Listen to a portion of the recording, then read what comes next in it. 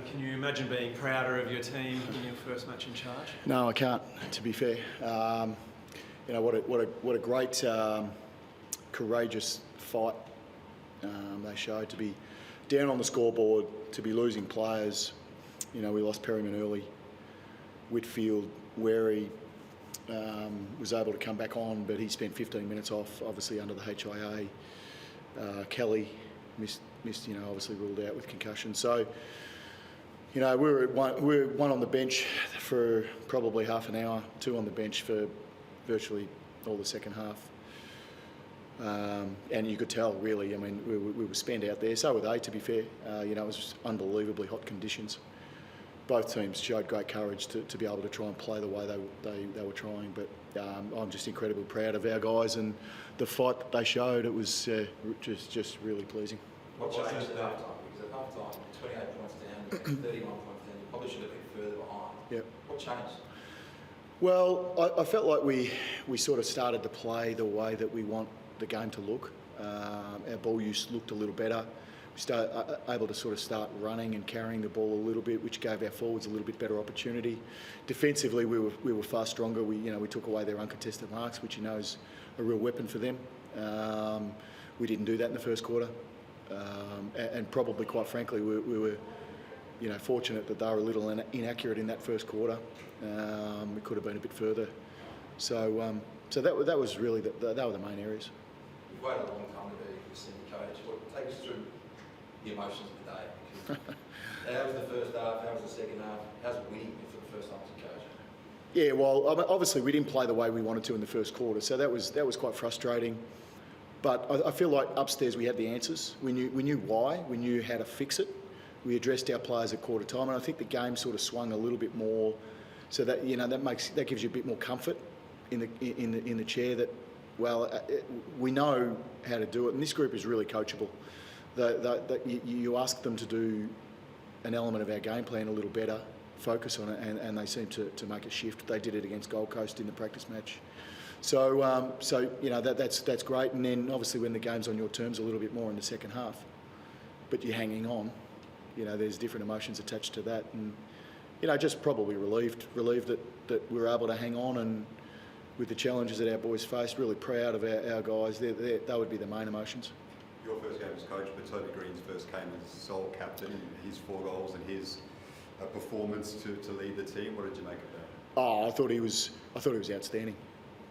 Particularly when the game was on the line. I felt like he was one of the players. I thought Cogs was unbelievable as well. They stood up, and Toby, I don't know how many shots he had in the last quarter. He probably didn't kick all of them.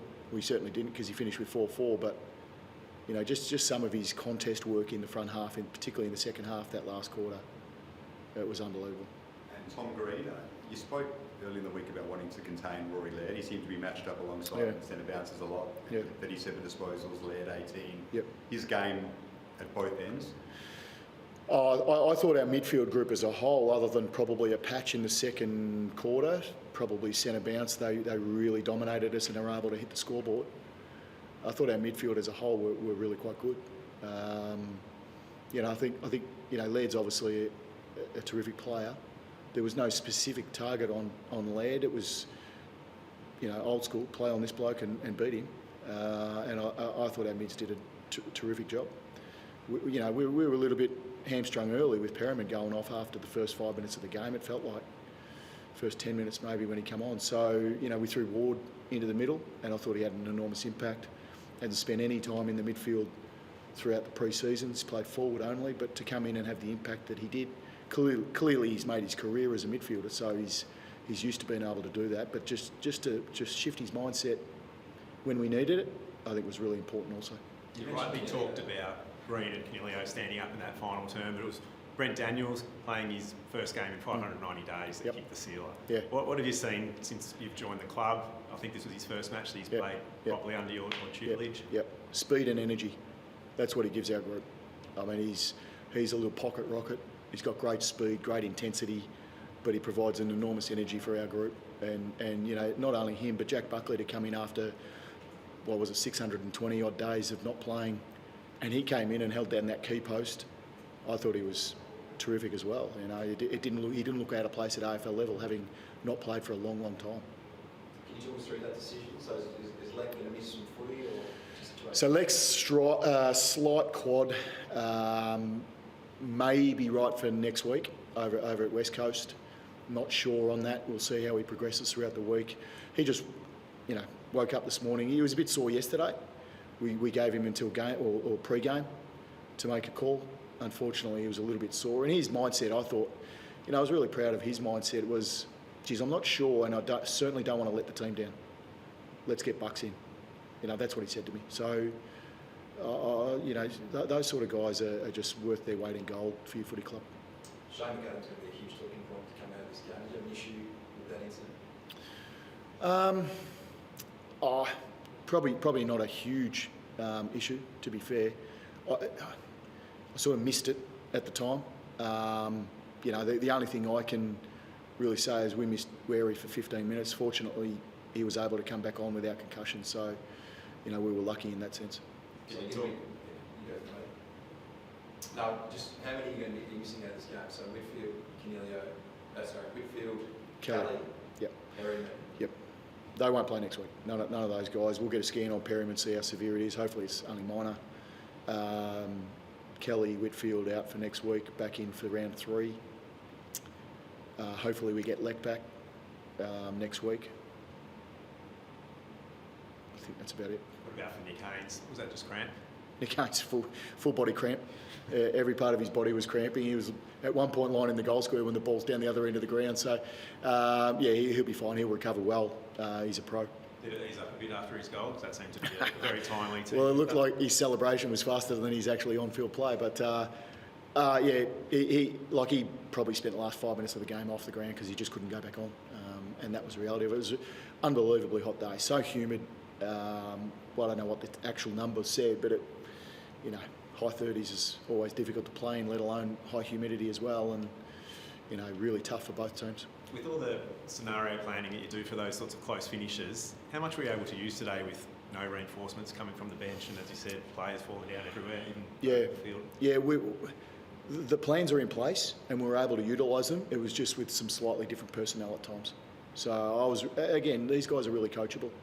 You ask them to do something that they're not necessarily familiar with, but they have an understanding of the role required, and they get it done.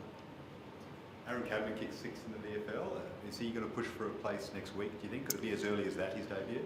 Oh, it could be. It could be. I saw half of the game, the early game. I thought our keys competed well after quarter time. I don't know if we were all that good. I think Adelaide's backs took too many MOPs in the first quarter.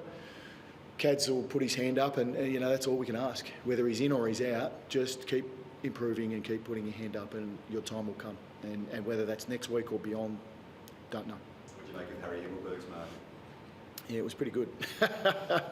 It's a real contender, isn't it? I just watched it on the replay in the rooms and unbelievable. What about Finn Callahan? I mean, we were deprived of him last year and we see why the hype was there. Can you tell us about his summer and his form today was sensational? Yeah, look, he's good. His summer's been really strong. Obviously he's been out for a long period of time with a foot injury, had surgery on it, strong pre-season, introduced probably more so January than pre-Christmas. But his build and his want to try and play and contribute to the team is incredible. I thought he was really good. He's not the finished product by any stretch of the imagination at the moment. He's still finding his way at AFL level. He's only played a handful of games. So once he starts to play, string games together, his comfort levels will go through the roof. He'll become an awesome player. But I was really pleased for him today. It was tough. You touched on Kinnear there before. I mean, that's probably the best game he's played since 2019. Before he gets injured, he's coming third in the Brownlow. Can you see him becoming one of the best midfielders in the game again? I certainly can. He might be leading the Brownlow after this game. So, I thought not only when the game was early, his burst out of stoppage, his ability to sort of chase and tackle was at a high level. His intent was really good. And then when the game was on the line, you see the cream rise to the top. And, we're not only talking about Cogs here, we're talking about the other boys as well. But, he's burst out of centre bounce, his ability to use the ball, You know, felt like every time he won the ball, he was able to break tackle and spread forward. And, you know, that's him at his absolute best. You want to be a pressure team. You said yourself didn't get off to that good of a start. You only had 2 tackles in the first quarter. Yep. When you finished with 18 tackles in the full 50 alone, how impressed are you by that? Well, the first quarter was well below what we expect, to be quite frank. From a pressure perspective, from a tackle perspective, it was really poor. And it stems a little bit from not being able to get the ball on the ground. So Adelaide marked the ball way too much, and then we're able to string together their uncontested marking game, which is a real strength of theirs. And we weren't able to cope with it. But there's always a source. So if you tidy up the source, maybe the pressure and the tackles lift, and that's what happened after quarter time. And you know, we'll address the first quarter, but we'll focus on the last 3 because that's us as a footy club. That's who we want to be, and that's how we want the game to look. And you know, that's what we'll reinforce with our guys. With the 3 that are going to be missing next week, obviously Kelly, Woodford, and Perryman. Yeah, Perryman. There's going to be a spot in the midfield. Harry Rouston was pretty good this morning. Is he the next caliber for that? I don't know about next cap, but he's very, very close. He's an AFL player. I've been really pleased with his pre-season. You're right. He was good. He was good this morning in the half that I saw. He'll be in contention for sure. How do you celebrate tonight, personally? Just spent time with family. Got a lot of family who've come up from Melbourne, so that's great. So we'll spend time with them. Might watch a replay. Fast forward the first quarter.